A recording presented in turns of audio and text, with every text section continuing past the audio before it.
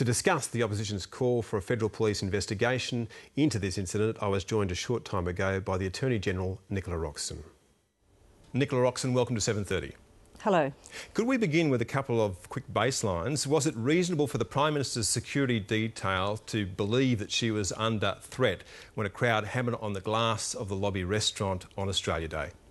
Well, I think it's reasonable for us and for the community to have confidence in their assessment. This is a very highly trained group of federal police.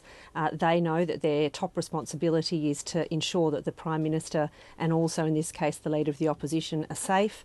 They're very experienced in assessing which situations might turn into something far more serious very quickly, and I think we've got to give them the confidence. They were the people on the spot at the time, the professionals, and I'm very pleased that they made an appropriate assessment on the day. And certainly it's not in dispute that they were incited to be there. Well, I think what is in dispute is how they came to be there, what it was they were planning to do, and I think we know that situations can get out of hand quickly. Obviously, this was one situation, particularly in a glass restaurant, fears that the glass might break, fear that things could turn a lot uglier. And the priority for the federal police was to make sure that the Prime Minister and the Leader of the Opposition were safe. And it's beyond dispute now too that some of the statements which provoked them to be there were false.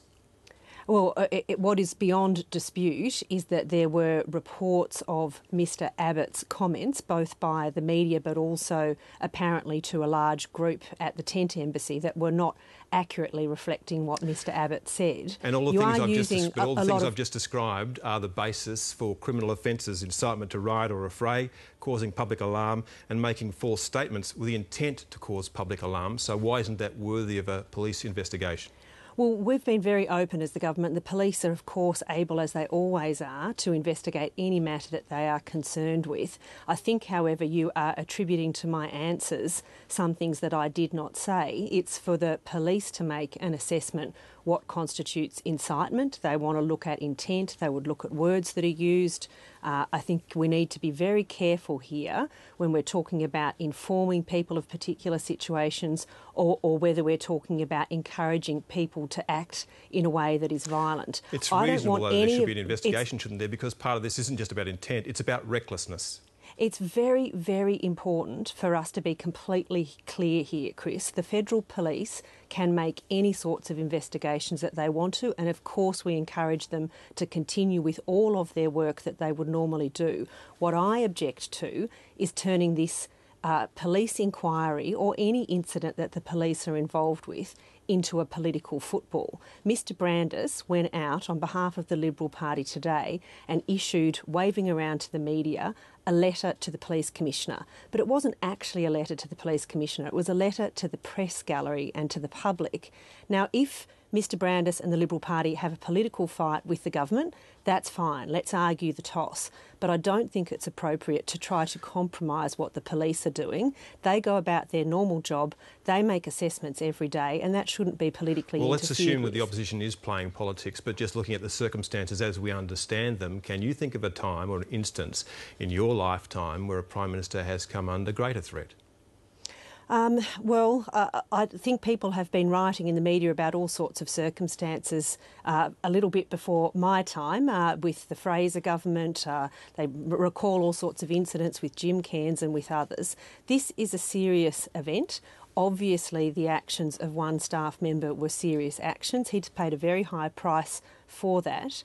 But we have to be clear that anyone who is responsible for participating in violent activity has to be the people who undertake that violent activity or those who are, as you say, inciting. We can't excuse the people who have taken the violent action by trying to look at the political issues that are now unfolding. Surely and I think we need to be very clear where the focus is. But Minister, surely it demands an investigation given the circumstances which everyone saw. Well, I'm not objecting to any sort of investigation. As I've publicly said from day one, and the government's been clear on this, the police can and should make any inquiries that they think are appropriate. But I want to make sure that the police are using their judgment, as they do every single day, to assess what is criminal activity, to look at what they should investigate, and we will cooperate with any inquiry that is undertaken by the police. There's no restriction on that. But we shouldn't let the Liberal Party try to excuse the actions that were taken by a number of people that were violent and intimidating towards the Prime Minister and the Leader of the Opposition, and they are the focus of any inquiry. I think we are mixing those issues dangerously together if we are immediately, as lay people or as a media commentator or the Attorney-General, putting our view in to a very careful assessment that the police need to make about each of the facts in the situation. What are people to make of the political culture of the Prime Minister's office if a staffer was prepared to use race to incite hatred on Australia Day? Well, look, I don't accept part of that question, because incitement is a very specific term. It's not the same as providing information. Now, we all can absolutely regret what has unfolded, but the assessments about whether something is incitement or not are not ones that we should make with the limited information that we all have. We should let the police make that sort of investigation, and if necessary, of course, they would take any action that's appropriate, and we would support them doing that. Doesn't it seem odd that almost every time this government seems to get some sort of head of steam, that it's distracted by events like this? Is this an unlucky government, or do good governments make their own luck? Well, I think we've been getting on with delivering a lot of benefits to the community. Now, some people might say that's lucky if you're someone who's got paid maternity leave who wouldn't have otherwise, if you're one of the 700,000 people who's got a job, new person who've got jobs since we've been in government, you might say that's lucky, or you might say that we've paid a lot of attention to getting the economic settings right, or to delivering social policy and reforms that improve the lives for ordinary people. But, you know, of course, sometimes things go wrong. I think this was a very ugly scene and a very ugly part of now what will be Australia's history, and people were confronted by the violence.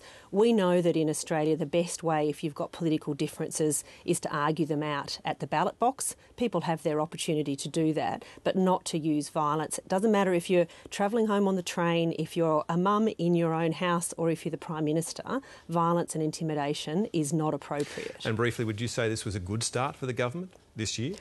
Well, obviously it's not the way we would have chosen to have the year start. The way we would have chosen is for those very important people who are being recognised for the work that they've done in saving and many, many lives, and often in heroic circumstances, the emergency personnel who were receiving awards at those ceremonies.